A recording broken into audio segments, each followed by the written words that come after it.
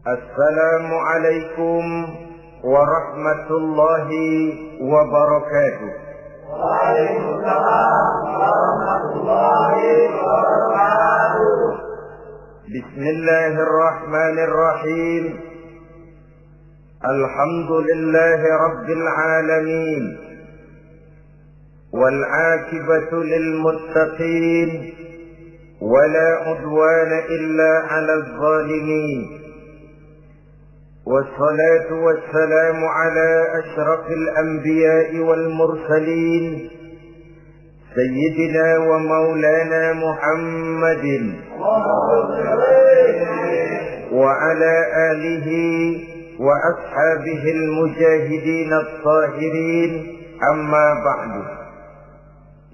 Saudara-saudara kaum muslimin rahimakumullah.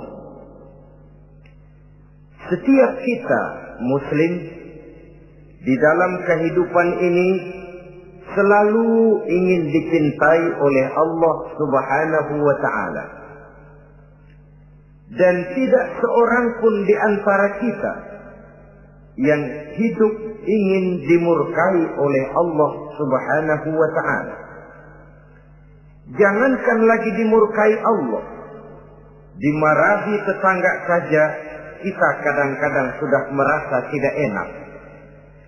Padahal bagaimanapun, kalau sekadar dimarahi tetangga, kita masih bisa menghindar, pergi atau pindah ke tempat lain. Tahun depan kita kembali lagi, barangkali sudah bisa berdamai.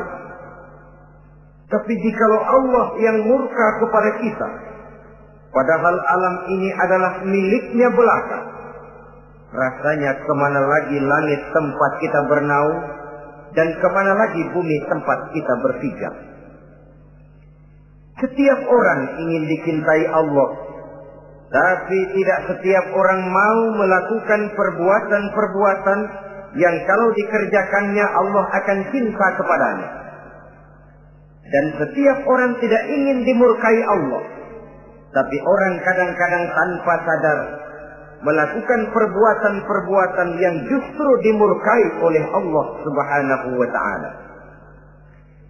Pada pertemuan kali ini ingin saya sampaikan kepada hadirin satu hadis qudsi di mana Allah Subhanahu wa taala berfirman melalui lisan Nabi besar Muhammad sallallahu alaihi wasallam.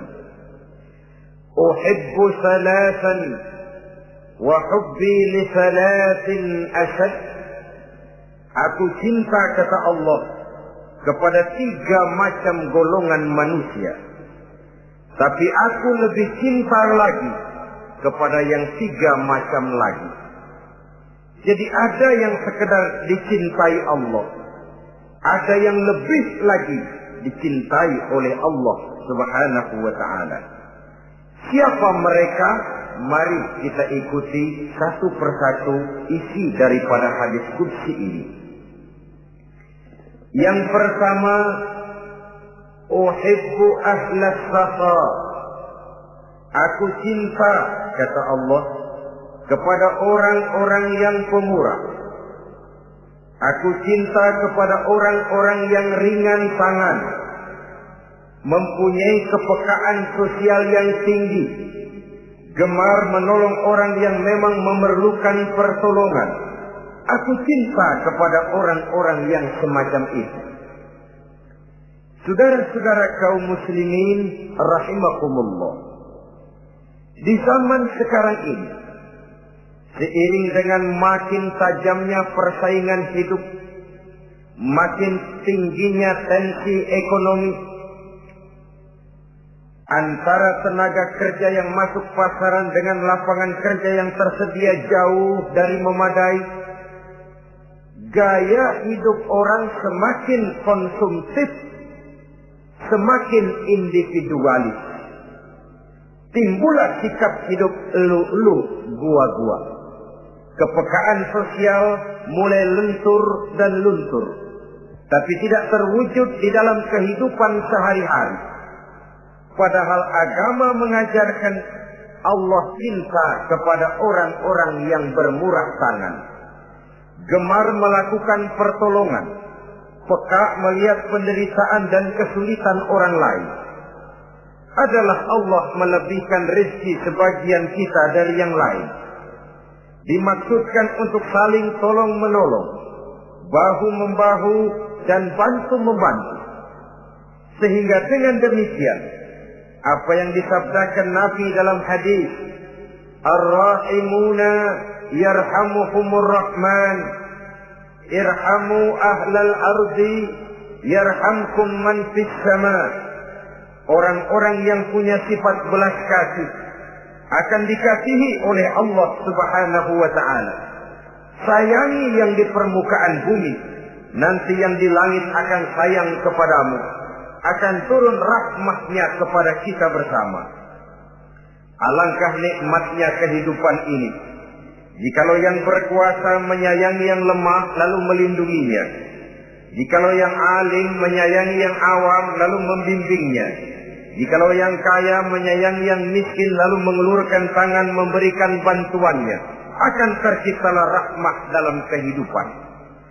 Tapi jikalau sebaliknya, yang berkuasa malah menindas dan menekan yang lemah, yang alim malah membodoh-bodohi yang memang sudah bodoh, sementara yang kaya menyantap yang miskin, akan terjadilah bala dan bencana dalam kehidupan. Bukan lagi rahmat yang turun, melainkan azab akan menimpa kita secara keseluruhan. Begitulah terdapat tirai halus yang memisahkan kita dari konsep ajaran agama kita yang luhur. Agama mengajarkan yadul ulya khairun min yadi sufla, bahwa tangan di atas lebih baik daripada tangan yang di bawah. Orang yang memberi lebih baik daripada orang yang menerima. Tapi yang kita praktekkan, kita selalu berada pada posisi tangan di bawah, menjadi umat yang manja, yang lemah, padahal bukan tidak punya potensi, tapi mungkin karena kita tidak pandai menginventarisir potensi. Kadang-kadang ada panitia pembangunan masjid, membangun masjid, meletakkan batu pertama sekaligus jadi batu terakhir. Setelah itu la yamutu wa la yahya, hidup tidak kelihatan geraknya, mati pun tidak ketahuan kuburannya. Masjid impoten, pesantren terbengkalai, majelis taklim terlunta-lunta, rumah sakit Islam tak kunjung selesai. Tidak adakah orang Islam yang kaya? Banyak. Tidak adakah orang Islam yang punya posisi kunci, posisi basah, posisi menentukan? Banyak. Secara jujur kita harus berkata, yang belum banyak ialah yang mau berbuat atas nama dan demi kepentingan agamanya. Kita juga bukan tidak punya potensi. Kita tidak pandai menginventarisir potensi untuk kepentingan dan kemaslahatan kita bersama. Saudara-saudara kaum muslimin rahimakumullah. Dengan demikian, kita bisa lihat dalam kehidupan sehari-hari di masjid misalnya. Itu kalau hari Jumat kadang-kadang kita sengaja mau berangkat sholat Jumat tidak bawa uang. Maka yang paling lancar di masjid, kotak. Saudara boleh lihat kotak itu. Dari sudut ke sudut hampir tidak pernah macet. Lancar betul jalannya. Sekali macet, kotak. 50. 100. Wajar kalau masjid-masjid kita lalu impoten. Bagaimana akan mengadakan kegiatan kalau tidak ada dana? Oleh karena itu pada kesempatan ini saya ingin mengetik, berbahagialah kita jikalau oleh Allah Subhanahu wa ta'ala diberikan kepercayaan berupa titipan, wa mal malu wal banuna illa wadai'. Harta dan anak-anak tidak lain satu titipan dari Allah Subhanahu wa ta'ala. Dan pada satu saat titipan itu akan diambil oleh yang empunya. Allah cinta kepada orang-orang yang pemurah. Allah akan memberikan balasan yang berlipat ganda. Kalau saudara bersedekah kepada anak yatim, bukan si yatim itu yang akan membalasnya. Kalau saudara membantu pembangunan masjid, bukan panitia masjid yang akan memberikan ganjarannya. Kalau saudara membangun pondok pesantren, bukan kiai yang punya pesantren yang akan memberikan balasannya. Allah Subhanahu wa ta'ala melalui jalan yang tidak kita sangka-sangka, melalui jalan yang dalam istilah Quran disebut min haitsu la yahtasib, melalui jalan yang tidak pernah kita hitung, kita sangka sama sekali. Jalan gaib yang hanya Allah saja yang maha tahu.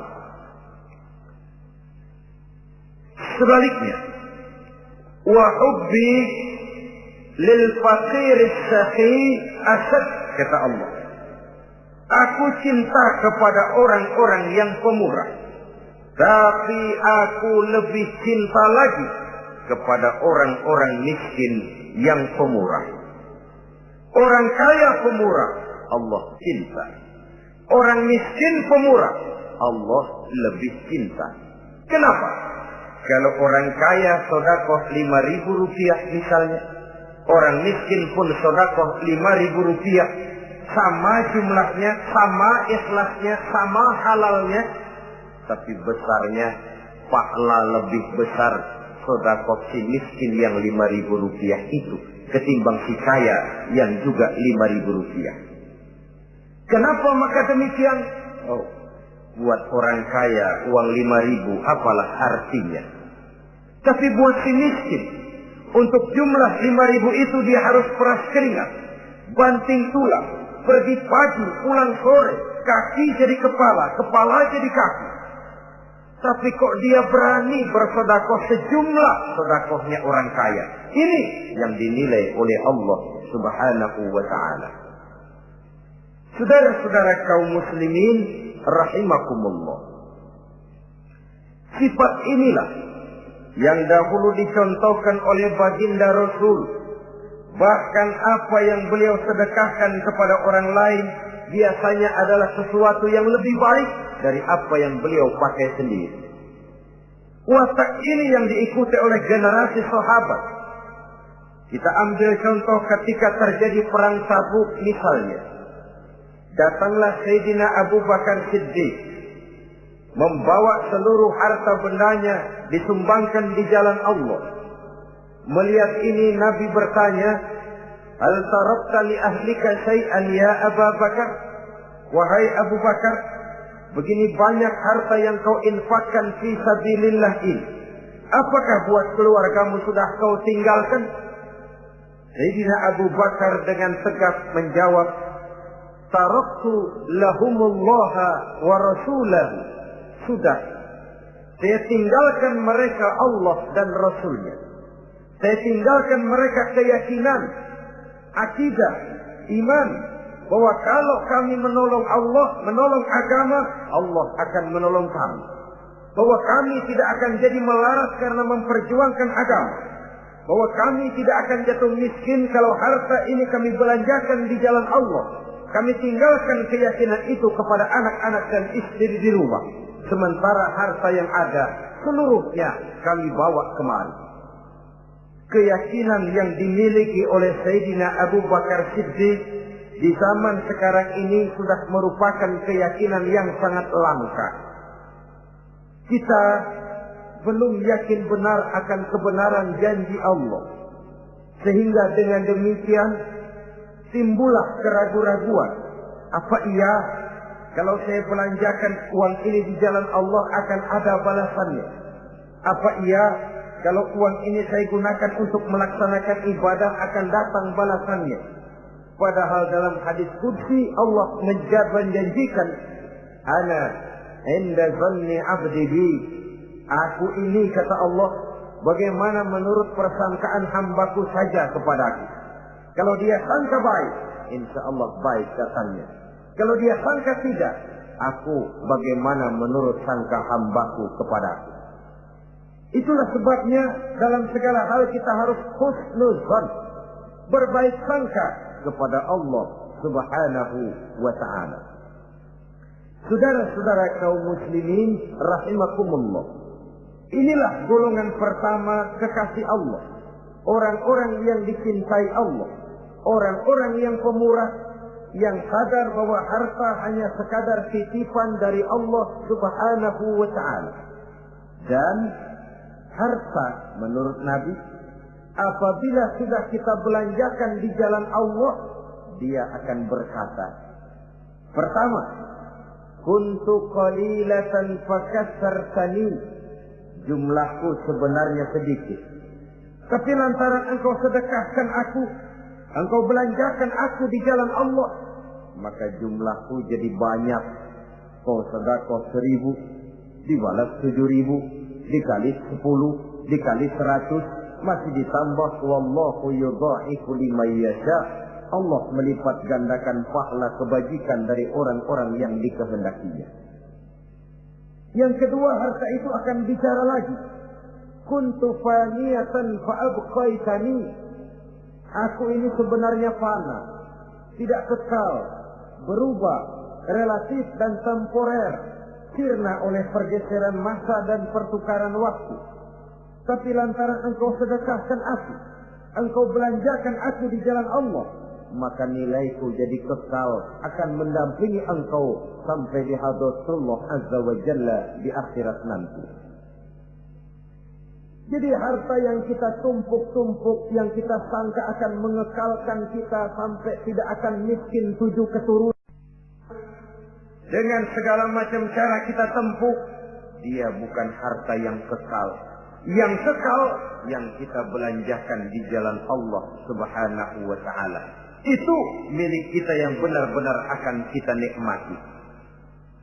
Yang ketiga, harta itu akan berkata lagi, kunta harisi fal'ana sirtu harisaka. Dahulu kamulah yang menjaga saya, tapi sekarang setelah saya sedekahkan, setelah engkau sedekahkan aku, setelah engkau belanjakan aku di jalan Allah, bukan engkau lagi yang jaga aku, kata si harta, akulah yang akan menjagamu. Di dunia orang yang rajin sedekah, sedekahnya itu menolak bala, terhindar dari segala bencana dan musibah. Sementara di akhirat, sedekahnya itu akan menjadi dinding yang menjaga dia dari jilatan api neraka. Demikian harta yang sudah kita infakkan, kita belanjakan, kita sedekahkan di jalan Allah itu akan menjadi pejangga kita. Sehingga Nabi menyatakan, inna sadaqatal mar'il muslim tazidu fil umri wa tadfa'u mitatas su'i. Sesungguhnya sedekahnya seorang mukmin dapat menambah umur panjang dan menyelamatkan seseorang dari mati secara su'ul khatimah. Marilah kita melihat bahwa agama ini memerlukan kita, bahwa umat ini mengharapkan pengorbanan kita. Dengan segala kemampuan yang ada pada diri kita, mari kita menyadari bahwa harta kita yang benar-benar milik kita, sesungguhnya yang sudah kita belanjakan di jalan Allah Subhanahu wa ta'ala. Saudara-saudara kaum muslimin rahimakumullah, inilah golongan pertama. Golongan yang kedua yang dicintai oleh Allah Subhanahu wa ta'ala, uhibbul mutawadhi'in.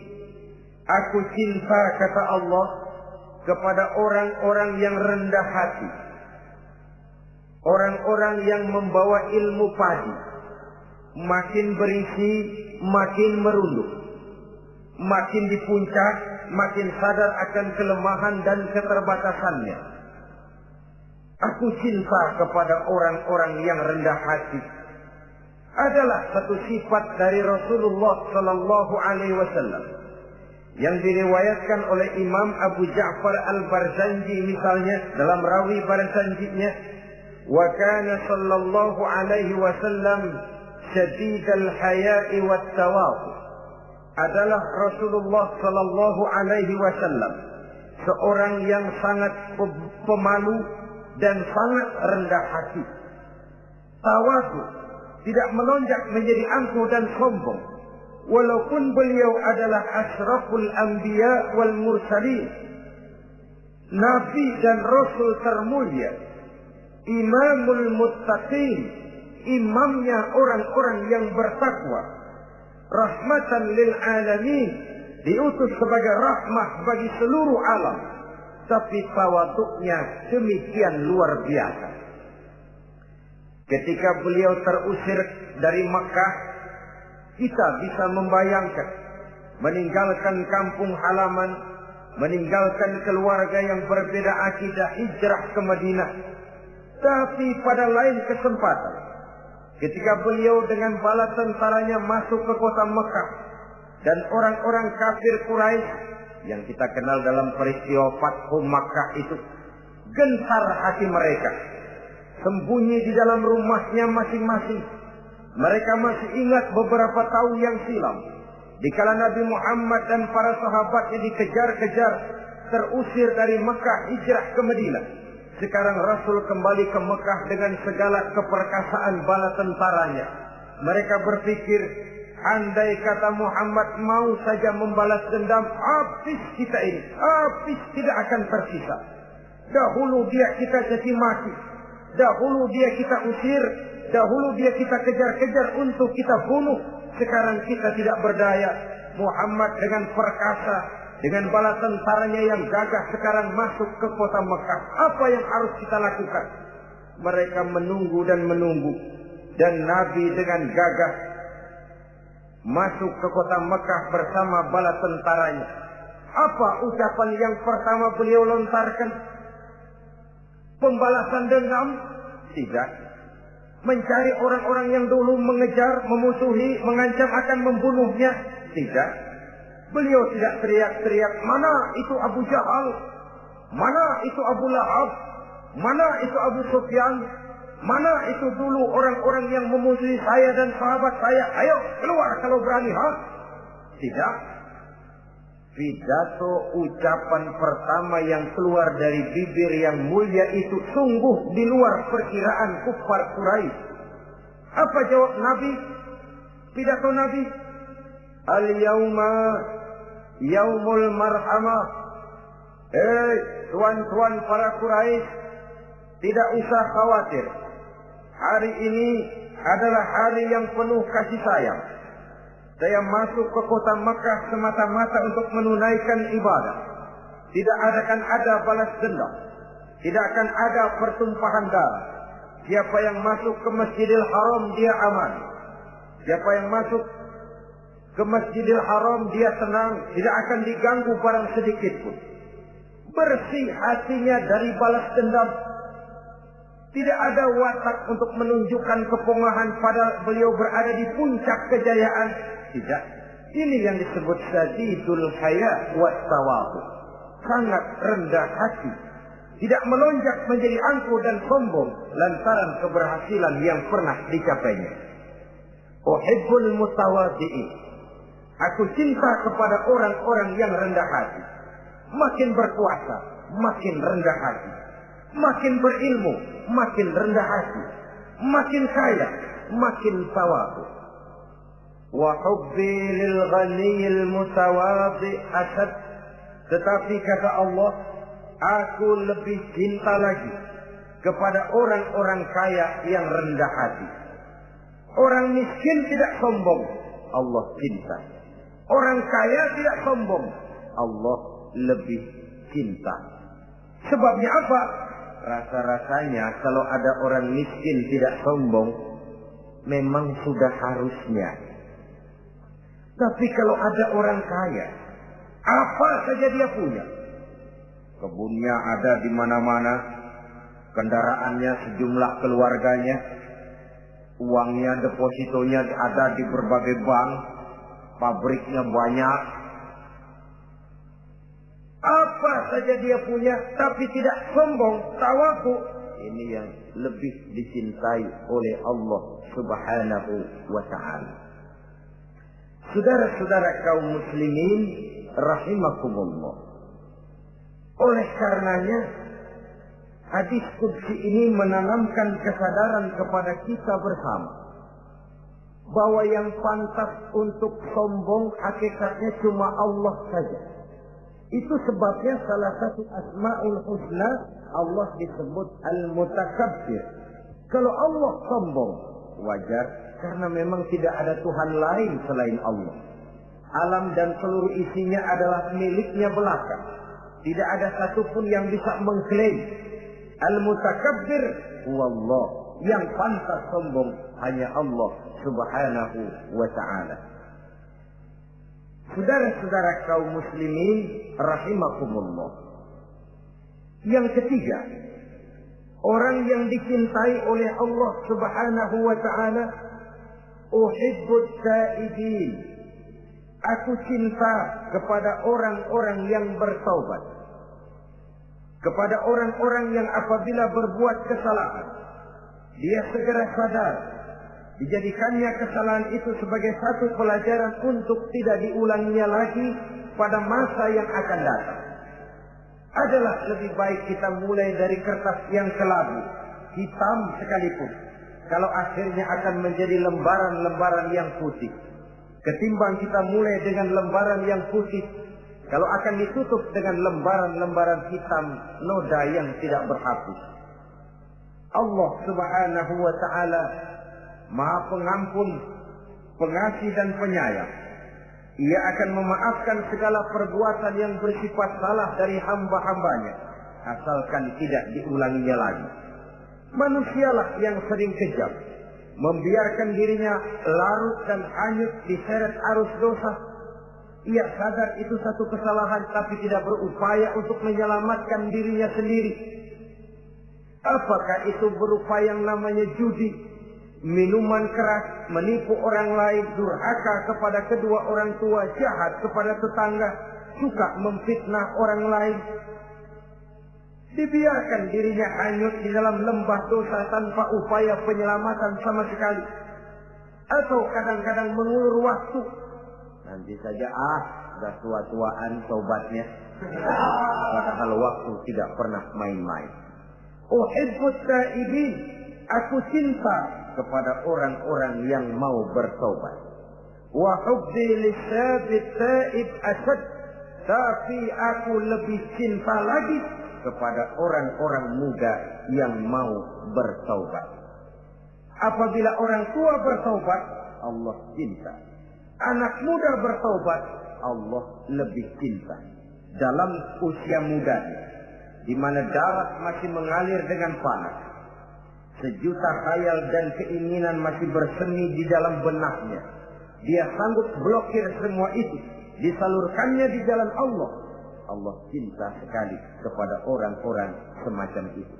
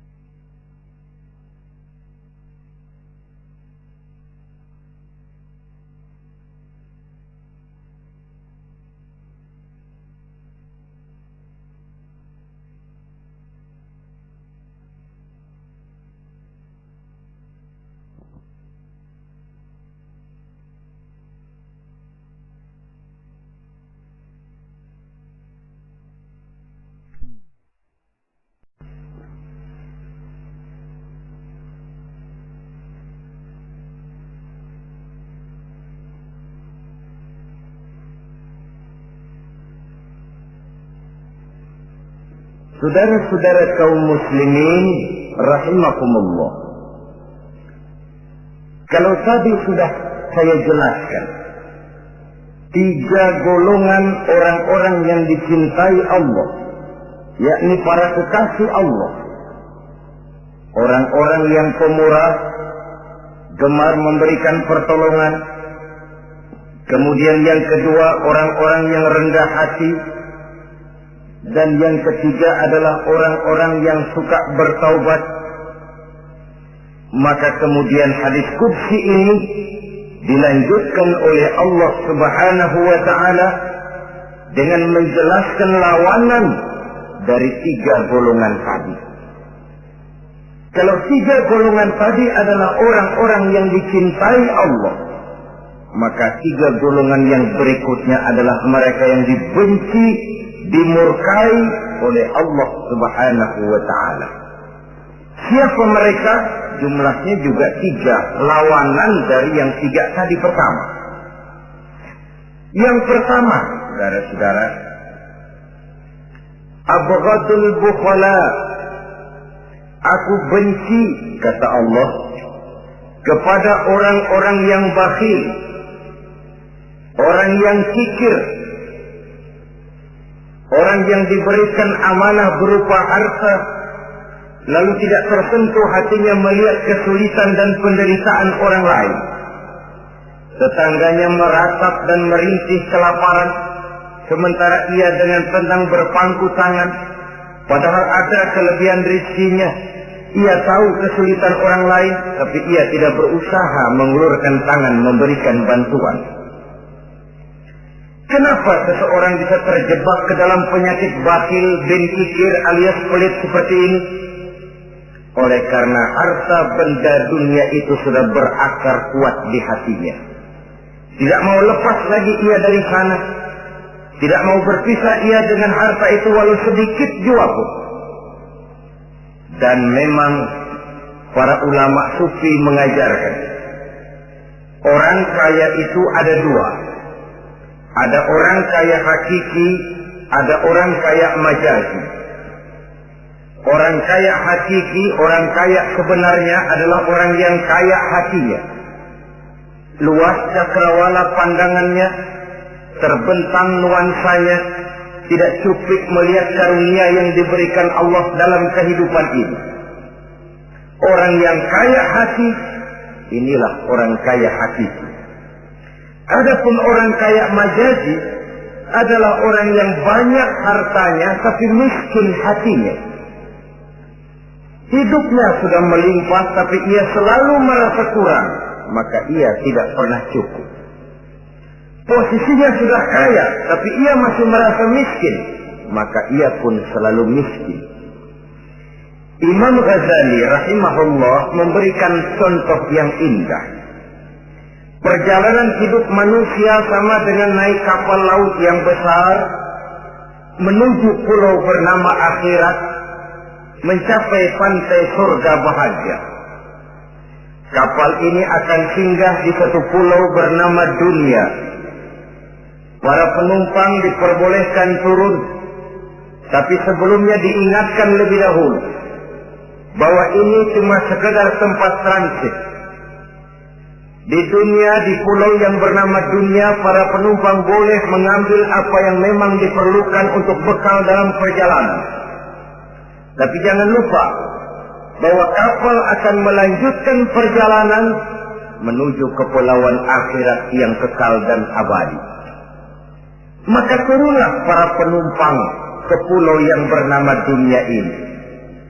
Macam-macam tingkah lakunya ketika mereka menjejakkan kaki ke pulau dunia. Ada yang tetap sadar kepada pesan nakoda. Dia turun ke pulau yang bernama dunia, yang hijau, ranau, indah, memikat, mempedaya, mempesona. Tapi ia tetap sadar, ini cuma tempat transit. Ini cuma tempat persinggahan sementara. Bukan ini tempat yang akan saya tuju. Kapal akan segera berangkat. Saya harus bersiap-siap. Diambilnya apa yang diperbolehkan di pulau bernama dunia. sebagai bekal menuju perjalanan akhirat, dan setelah itu dia segera kembali ke kapal untuk melanjutkan perjalanannya. Ada pula penumpang yang lalai. Ketika turun ke pulau bernama dunia ini, ia lupa kepada pesan sang nakoda. Ia terpedaya oleh hijau ranaunya kepulauan dunia. Ia terpikat oleh gemerlapnya kehidupan dunia. Sibuklah seluruh waktunya untuk mengambil segala yang ada di kepulauan dunia ini. Ia menyangka bahwa ia sudah sampai kepada tujuan yang sebenarnya. Dikala peluit kapal berbunyi, pertanda kapal akan segera berangkat, rupanya baru sadar dia bahwa ini bukan tujuan yang sebenarnya. Ia berusaha kembali ke kapal, walaupun masih bisa ikut naik kapal, tapi sayang tempatnya sudah ditempati oleh orang lain. Inilah contoh dari orang-orang yang kehidupan dunia telah melalaikan mereka daripada tujuan akhirat. Yang lebih celaka adalah nasib penumpang ketiga. Mereka yang tertinggal sama sekali di kepulauan dunia ini.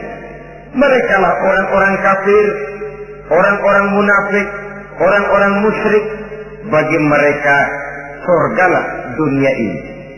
Bila kehidupan dunia berakhir pula lah surganya sampai di situ. Ia menyangka sudah sampai kepada terminal akhir, padahal cuma sekedar halte, tempat di mana kapal singgah sebentar saja untuk melanjutkan perjalanan menuju kepulauan akhirat yang kekal dan abadi.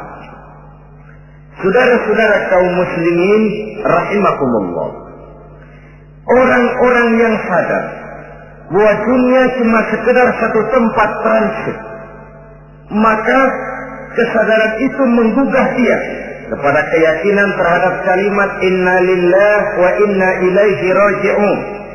Segalanya datang dari Allah, segalanya akan kembali kepada Allah. Tidak ada yang dibawanya saat ia terlahir ke alam dunia ini, dan tidak akan ada yang dibawanya kembali saat ia keluar meninggalkan alam dunia ini, kecuali iman dan amal soleh yang dikerjakannya di dalam kehidupan kita. Bukan bakhil yang menyebabkan orang cepat jadi kaya. Bukan pemurah yang menyebabkan orang jatuh miskin dan bangkrut.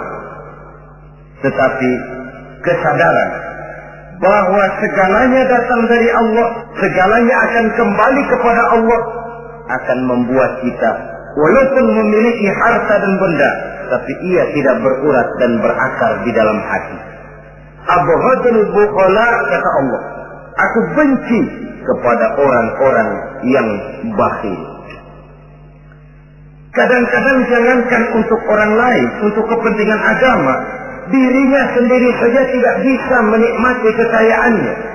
Kaya dia sebenarnya, tapi dia tidak sadar akan kekayaannya. Lebih celaka lagi, dia tidak tahu untuk apa kekayaan itu akan dipergunakan. Lahirnya mazhab materialisme, hidup serba cukup, serba ada, seperti yang kita lihat di negara-negara yang makmur, di Eropa bagian barat misalnya. Keluarga-keluarga jet set yang akhirnya bingung karena kebanyakan harta. Kalau kita di timur umumnya bingung karena tidak punya harta. Di sana orang bingung karena kebanyakan harta, mau diapakan harta itu. Akhirnya timbullah gaya hidup yang aneh-aneh, membentuk klub-klub nudis terlepas dari pergaulan dunia ramai, bergerombol tidur di goa-goa, padahal rumahnya macam istana, kamarnya 37, ada kolam renang, ruangan ber-AC, kemana pergi mobil sejumlah keluarga, dari merek-merek yang mewah, keluaran mutaakhir. Tidak puas mobil punya kapal pesiar, kapal laut, tidak cukup kapal laut punya kapal pesawat terbang pribadi. Apa yang dimau uangnya bisa bicara, tapi akhirnya lalu sampai kepada titik jenuh, sampai kepada yang namanya frozen emotional attitude. Dan sikap bakhil inilah yang pada akhirnya mendorong seseorang untuk sampai kepada tingkat yang disebut tamak, rakus, serakah. Dan mental semacam ini tidak hanya membahayakan bagi pribadi yang punya watak, tapi juga bagi lingkungan, bagi masyarakat, bahkan dalam skopnya yang luas, bagi pertumbuhan suatu bangsa, bagi pertumbuhan suatu negara. Sikap-sikap tamak, rakus, serakah, mau menang sendiri, mau kuasa sendiri, mau basah sendiri, mau kaya sendiri, persetan dengan orang lain, adalah sikap-sikap yang tidak saja bertentangan dengan ajaran agama kita, tapi juga bertentangan dengan falsafat dasar kehidupan bangsa kita, yakni Pancasila. Saudara-saudara kaum muslimin rahimakumullah, lawanannya kemudian Allah menyatakan, wa bughdi lil ghaniyil bakhil asad, aku benci kepada orang yang bakhil, tapi aku lebih benci lagi kepada orang-orang kaya yang bakhil. Kalau orang miskin pelit, barangkali masih orang berkata pantaslah dia itu pelit, miskin. Tapi kalau kaya, bakhil, kaya, pelit, rasanya orang menyayangkan. Apa saja dia punya, tapi bakhil, pelit, tidak sadar bahwa itu adalah amanah Allah yang satu saat akan dimintakan pertanggungan jawab di padang mahsyar nanti. Inilah golongan pertama yang dibenci oleh Allah Subhanahu wa ta'ala. Golongan yang kedua, abghadul mutakabbirin, aku benci kepada orang-orang yang sombong. Baik sombong oleh karena kekuatan, wewenang, jabatan. Baik sombong oleh karena ilmu pengetahuan, skill, keahlian, kemampuan. Baik sombong oleh karena harta benda dan kekayaan. Sombong dalam segala bentuknya tidak disenangi oleh Allah Subhanahu wa ta'ala. Inilah yang saya maksud tadi dengan membawa ilmu padi seharusnya. Semakin berisi, semakin merunduk. Sebab pepatah orang-orang tua kita bilang, air beriak tanda tak dalam, tong kosong bunyinya nyaring. Orang belajar silat kalau baru dapat 2-3 jurus memang genit, bukan main. Sesuatu yang barangkali sudah lumrah dalam kehidupan. Tapi yang diajarkan oleh agama, abghadul mutakabbirin, aku benci kepada orang-orang yang sombong. Al-Quran syarat dengan contoh-contoh baik dari perjalanan sejarah, baik dari perjalanan para hidup para nabi dan para rasul. Seluruhnya merupakan tampil, contoh dan ibarat bagi kita bersama. Fanzuru kaifa kana akibatul mukazzibin. Fanzuru kaifa kana akibatul mujrimin. Berjalanlah kamu di permukaan bumi, lihat bagaimana akibat yang diderita oleh para pendusta. Lihat bagaimana akibat yang diderita oleh para pembuat dosa, oleh orang-orang yang sombong, angkuh, congkak, dan takabur. Mereka satu demi satu mengalami kehancuran tenggelam di perut sejarah. Kurang apa Fir'aun? Kurang apa Raja Namrud? Kurang apa Raja Abrahat? Tentaranya gagah perkasa, kekuasaannya luas, istananya megah dan besar, pengawalnya gentayangan di mana-mana, intelnya selalu siap siaga menjaga keamanan. Sang raja diraja, entok waktu berputar masa beredar, tenggelam oleh perputaran waktu dan peredaran zaman. Tidak ada satu keabadian dalam kehidupan ini. Akankah kita melahirkan Fir'aun kelas baru, Namrud di zaman modern, Abrahat gaya kini, yang semakin berada di puncak kekuasaan semakin lupa diri dan lupa daratan, menjadi orang yang hanya mau benar sendiri, adil sendiri, makmur sendiri, tidak peduli menari di atas bangkai dan penderitaan orang lain? Akankah kita melahirkan korun-korun gaya baru yang sombong oleh karena harta kekayaan yang berlipat ganda? Ataukah kita akan melahirkan barsisul abid gaya baru yang sombong oleh karena ilmu pengetahuan yang dimilikinya? Marilah kita menyadari al-mutakabbir huwa Allah. Yang pantas, boleh dan sombong, wajar untuk sombong, cuma Allah subhanahu wa ta'ala. Abghadul mutakabbirin, aku benci kepada orang-orang yang sombong. Saudara-saudara kaum muslimin rahimakumullah, lawanannya kata Allah, selebihnya wa bughdi lil fatiril mutakabbir asyad. Tetapi kata Allah, aku lebih benci lagi kepada orang miskin yang sombong. Ini yang sudah tidak punya pilihan. Orang pintar sombong barangkali lumayan, goblok sombong minta ampun. Pejabat sombong barangkali karena punya pangkat. Rakyat sombong, apa yang mau disombongi? Orang kaya sombong barangkali karena kekayaannya. Melarat, miskin, sombong, minta ampun. Sebab itu kata Allah, aku benci kepada orang-orang sombong, tapi aku lebih benci lagi kepada orang-orang miskin yang sombong.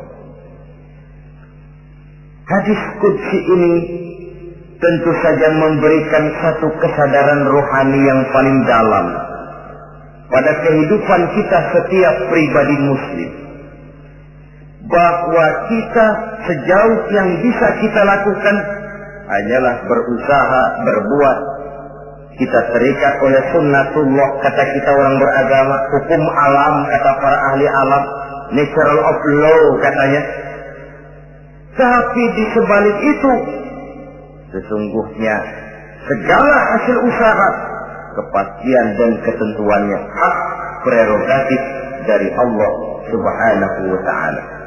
Sehingga pada puncaknya kita akan sampai kepada pengakuan yang paling jujur, la haula wa la quwwata illa billah. Tidak ada daya kita, tidak ada kekuatan kita kecuali apa yang memang telah diberikan Allah. Ialah sumber daya, sumber gerak, sumber seluruh kekuatan. Dan kita manusia hanya mencapai itu kalau dikaruniai oleh Allah subhanahu wa ta'ala. Sewajarnya, makin bertambah ilmu, makin sadar kita akan kebodohan kita. Seperti yang diucapkan oleh Al-Imam Syafi'i rahimahullah, setiap tambah ilmuku, bertambah tahulah aku akan kebodohan. Sewajarnya, semakin bertambah harta kita, semakin sadar kita akan kemiskinan kita. Semakin bertambah tinggi pangkat dan jabatan kita, semakin sadar kita dari mana kita datang, kemana kita akan pulang, dan di mana kita akan berada sekarang. Dengan kata lain, ilmu itu, harta itu, pangkat dan kedudukan itu sesuatu yang perlu dan perlu. Tapi bukan sebagai tujuan. Semuanya cuma sekedar alat. Tujuannya apa? Jangka panjang di akhirat untuk mencapai ridho Allah. Jangka pendek di dunia ini harus menjadi rahmatan lil alamin. Bagaimana ilmu itu jadi rahmah bagi lingkungan, bagaimana kekuasaan itu jadi rahmah bagi lingkungan, bagaimana harta itu jadi rahmah bagi lingkungan, berfungsi sosial untuk kebersamaan di dalam kehidupan ini. Saudara-saudara kaum muslimin rahimakumullah, inilah golongan kedua yang dimurkai oleh Allah subhanahu wa ta'ala. Golongan yang ketiga, abghadul fasad, aku benci kata Allah kepada orang-orang yang berhati keras, berhati batu, tidak mempan nasihat, baik nasihat itu datang dari Allah, baik nasihat itu datang dari orang lain, baik nasihat itu datang dari dalam dirinya sendiri atau nasihat yang dipandangnya, yang dilihatnya dalam segala gerak kehidupan. Satu hari bahkan beberapa sahabat pernah menghadap Rasulullah Sallallahu Alaihi Wasallam. Ya Rasul, jikalau sekarang ini kami nyaris tidak punya problem, artinya semua problem kami tuntas, sedikit kami bingung, Tuanlah tempat kami bertanya. Kami tidak mengerti hukum, Tuan tempat kami meminta fatwa. Kami ingin mendapat petunjuk, kepada Tuan kami mengadu. Tapi nanti kalau suatu saat Tuan telah berangkat meninggalkan kami ya Rasulullah, menghadap Allah Subhanahu wa Ta'ala, tinggallah kami hidup tanpa bimbingan Tuan, kemana lagi kami harus minta nasihat? Baginda Rasul senyum, kemudian beliau menjawab, taraktu lakum nasihatain. Kamu tidak usah khawatir. Kalaupun pada satu saat nanti aku berangkat meninggalkan kamu semua, kembali menghadap Allah Subhanahu wa Ta'ala, kamu tidak perlu bingung. Tempat kamu minta nasihat ada, tempat kamu bertanya ada, tempat kamu minta fatwa dan kepastian hukum ada. Taraktu lakum nasihatain. Aku tinggalkan untukmu dua macam nasihat. Pertama, yang aku tinggalkan kepadamu itu nasihat yang pandai bicara. Yang kedua, yang aku tinggalkan kepadamu itu nasihat yang diam saja. Sahabat lalu bertanya, kalau nasihat yang bisa bicara itu apa ya Rasul? Beliau menjawab, Al-Quranul Karim. 6.666 ayat, 30 juz, 114 surah, seluruhnya nasihat bagi umat Islam. Apapun yang akan kau kerjakan, kemanapun kau akan pergi, bertanyalah kepada Al-Quran, minta nasihatnya. Bertanya langsung? Tentu tidak. Bertanya kepada Al-Quran artinya fas'alu ahla dzikri in kuntum la ta'lamun. Jikalau kamu memang tidak mengerti, bertanyalah kepada yang mengerti. Yang mengerti Al-Quran tentu tidak lain para ulama, para kiai, para asatidz, guru-guru yang mengaku kita di majelis taklim. Nasihat yang pandai bicara, Al-Quranul Karim. Kemanapun saja kaki akan kita langkahkan, ke arah manapun bumi yang akan kita tuju, mintalah lebih dahulu nasihat Al-Quranul Karim. Usaha apapun yang akan kita lakukan, mintalah nasihat kepadanya. Itu nasihat yang pandai bicara. Lalu sahabat bertanya lagi, kalau nasihat yang diam saja itu apa ya Rasul? Beliau menjawab, nasihat yang diam saja itu maut. Diam saja dia, tidak bicara, tapi pasti datangnya. Dan itu jadi nasihat. Kalau sekarang kau menyolatkan orang lain, apa tidak mungkin besok kau disolatkan orang? Kalau hari ini kau antar jenazah temanmu ke liang lahat, entah tahun depan, bulan depan, minggu depan, entah 5-10 tahun yang akan datang, bukankah kau yang akan diantar ke liang lahat? Kau tengoklah temanmu itu, matanya masih ada tapi sudah tidak sanggup lagi melihat. Jangankan melihat, digerakkan saja pun sudah tidak bisa. Telinganya belum kemana-mana tapi sudah tidak mampu lagi mendengar. Kakinya masih cukup tapi sudah tidak mampu untuk dipakai berjalan. Tangannya masih ada tapi tidak ada lagi yang bisa dipegangnya. Apa yang kurang kalau sudah demikian? Kau tumpuk harta kekayaan untuk 7 turunan, kau sangka kau tidak akan mati karena itu. Kau ingin selalu berada di puncak padahal hidup ini mendaki dan menurun. Ini seluruhnya merupakan nasihat. Orang yang hatinya keras tidak mempan nasihat yang datang dari Allah Quran dan mau. Nasihat yang datang dari orang lain, kadang-kadang diberikan nasihat, lebih pandai dia berkilah, lebih pandai dia berkelit, lebih pandai dia berjawab. Orang yang memberi nasihat baru bicara satu, dia sudah 10. Nasihat yang datang dari orang lain tidak juga bisa menyentuh hatinya. Atau nasihat yang timbul dari dalam dirinya sendiri. Kulit yang mulai berkerut, uban yang mulai bertabur, gigi yang permisi satu demi satu. Itu kan seluruhnya merupakan nasihat. Tapi orang yang hatinya keras, kasar, istilah kita barangkali sudah kulit, badak, muka, tembok, kuping, kebo, masuk dalam golongan khatamallahu ala qulubihim.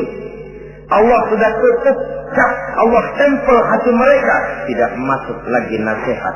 Na'udzubillah summa na'udzubillah. Beruntung kita kalau oleh Allah ini diberikan hati yang lembut, peka, mudah menerima kebenaran, tidak tertutup terhadap kebenaran. Walaupun kebenarannya itu datang dari seorang budak yang hitam legam. Karena memang agama mengajarkan khuzil hikmata wa la yadurruka min ayyi wi'ain kharajat. Ambillah hikmah, ambillah kebenaran, tidak usah terlalu kau pedulikan dari mana sumbernya. Asal itu merupakan kebenaran, jadikan sebagai nasihat di dalam kehidupan. Saudara-saudara kaum muslimin rahimakumullah. Rugi dan celaka kita kalau sampai diberikan hati yang keras, kasar, masuk dalam qaswatul qalbi, hati yang kasar, keras, tidak mempan nasihat apapun. Kalau kadang-kadang masuk telinga kanan, keluar lagi telinga kiri, tidak pernah singgah di lubuk hatinya walau sebentar sekalipun, tidak pernah transit, atau kalaupun transit seperti air di daun talas, mudah bergoyah ke kiri dan ke kanan. Allah benci kepada orang-orang yang hatinya keras. Selanjutnya, wa bughdhi lisaykhil fasik asad. Tapi kata Allah, aku lebih benci lagi kepada orang tua yang hatinya keras. Tua-tua keladi katanya, makin tua makin menjadi. Kalau ada anak muda bandel, nakal, setidaknya orang masih punya harapan. Masih ada orang berkata, ya doain aja dah, mudah-mudahan dia makin dewasa, makin lurus jalan hidupnya, makin benar langkahnya, makin sadar rasa keagamaannya. Masih ada ucapan seperti itu. Tapi kalau sudah tua malah makin gila, orang sudah habis harapan. Paling orang bilang, tuh aki-aki udah asar, udah maghrib, udah dekat ke lubang kubur, bedung maghrib masih nyingsok aja di perapatan. Saudara-saudara kaum muslimin, habis rasanya harapan orang. Aku benci kepada orang yang hatinya keras, tapi aku lebih benci lagi kepada orang tua yang berhati keras. Kenakalan remaja dibenci Allah, kenakalan orang-orang tua lebih dibenci oleh Allah Subhanahu wa ta'ala. Saudara-saudara kaum muslimin,